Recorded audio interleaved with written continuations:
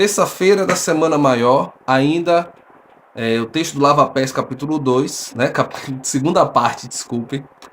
João capítulo 13, aqui quando Jesus, né, tem aquele diálogo com Pedro, que nós vamos falar amanhã sobre esse diálogo.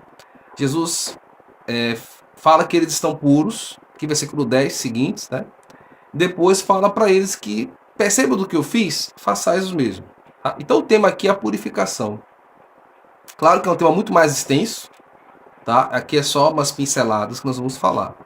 Esse tema aparece no texto 3 vezes. Remonta aqui aquelas questões dos rituais antigos, os antigos rituais religiosos, existiam muitos rituais de purificação. Os judeus tinham muito desses rituais aqui, inclusive as questões referentes também aos animais impuros, tá?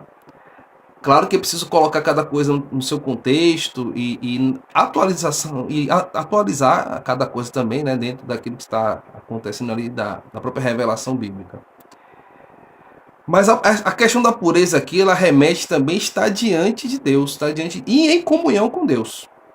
Esse é um tema que foi abandonado no nosso tempo, mas ele é um tema muito importante. Muitas das vezes o Papa Bento chama muita atenção no livro, mal interpretado, tá?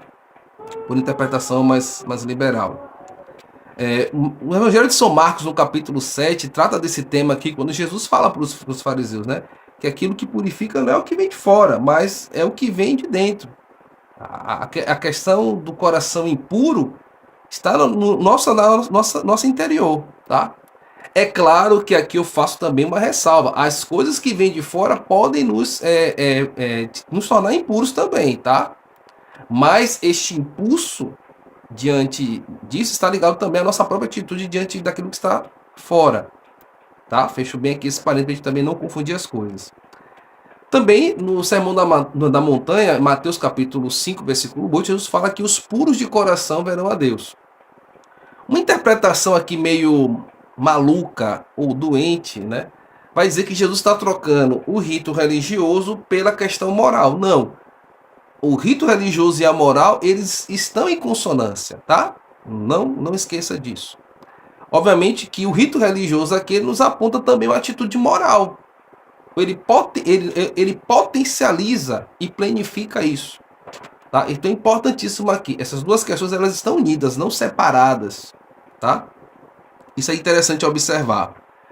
Também essa questão da pureza, os discípulos vão enfrentar aqui no primeiro concílio, Atos dos Apóstolos, capítulo 15, versículos de 5 a 11.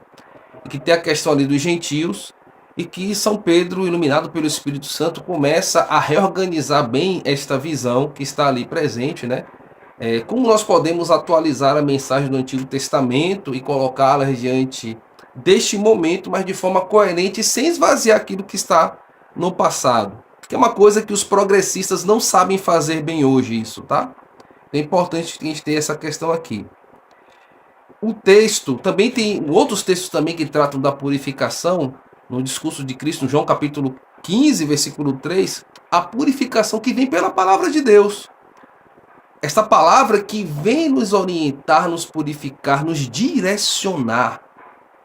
Nos direcionar para quê? Capítulo 17 do Evangelho de São João, versículo 17. Para sermos consagrados, separados em nome da verdade. A nossa vida cristã deve ser isso também, uma separação daquilo que é profano para aquilo que é sagrado.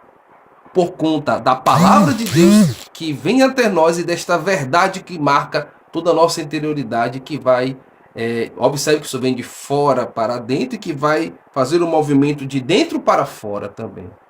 Que é aquilo que nós vimos no chamado lavacro, né? Jesus vai indo nos lavar. Tá? Esses ritos, esses gestos estão ali na Santa Missa de forma muito bonita, né? É muito interessante isso.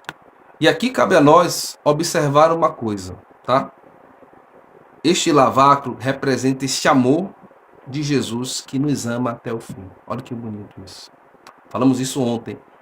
E Jesus não é apenas uma simples palavra que representa Jesus. Jesus é a própria palavra, é a própria pessoa. É a pessoa de Cristo. Porque Jesus não é apenas uma palavra, Jesus não é apenas uma ideia, Jesus é uma pessoa. É a segunda pessoa da Santíssima Trindade. É o Verbo de Deus encarnado. É Ele mesmo. palavra de Cristo é Ele mesmo. Ela é a verdade que nos salva, ela é a verdade que nos orienta. A única. E se estamos em consonância com ela, se as coisas estão em consonância com ela, está purificado. Se não, precisa ser purificado. Ou precisa ser expurgado, retirado. E os padres da igreja, finalizo aqui, tem uma palavra muito bonita sobre aquilo que é o sacramento e o exemplo. Tá? Fala o Papa. Enquanto o sacramento, olha que bonito, ele representa, claro, aqui não está falando dos 7 sacramentos, mas que remete a eles também. Jesus, esse mistério, é esse mistério que vem até nós. E esse mistério que vem até nós, que adentra a mais profundo da nossa alma, torna-se para nós o exemplo. Que bonito. Que nos purifica de dentro para fora e nos remete a sair de nós mesmos, nesta autotranscendência ao encontro do outro. E aqui o Papa termina esta parte do lava-pés falando do novo mandamento. Este mandamento que já está lá, já estava no Antigo Testamento. O amar a Deus sobre todas as coisas e ao próximo como a ti mesmo. Mas agora aqui numa conotação atualizada. Este amor que vai até o fim, que dá a sua vida pelo outro. Por que não? O esposo a sua esposa, a esposa a seu esposo, os pais aos seus filhos, e os filhos e os pais à família, à fé cristã. Por que não? E finalizamos aqui com a palavra do próprio Papa, que vai dizer assim, que nós recebemos o dom, tá? Ele vai dizer, o dom, o sacramento, torna-se exemplo.